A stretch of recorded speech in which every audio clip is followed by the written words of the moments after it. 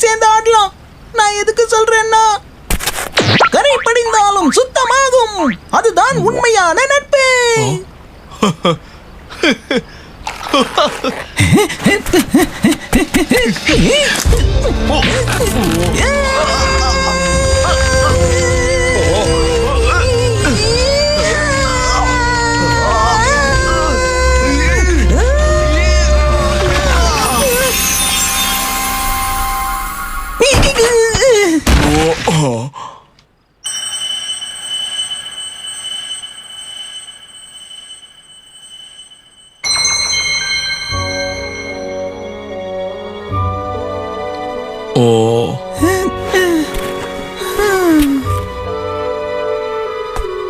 இந்த கல்ல பார்த்தா வேற ஞாபகம் வருது. இது இந்தியாவோட பொக்கிஷம்.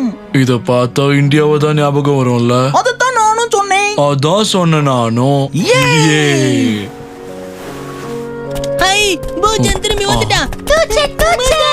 உலக அதிசயம் போச்சான் அழறான். இல்லப்பா, கண்ணு வேர்க்குது. எல்லாரும் என்ன மன்னிச்சிருங்க.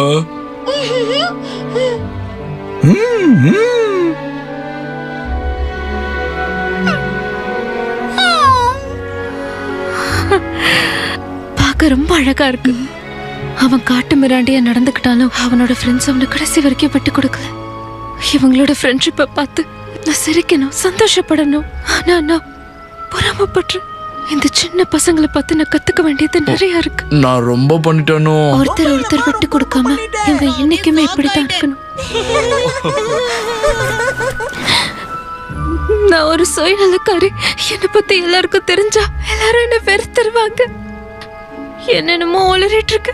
ஏன் இப்படி பண்றணும்? ஆனா எனக்கு ஒண்ணு ரொம்ப பிடிக்கும் தெரியுமா உனக்கு?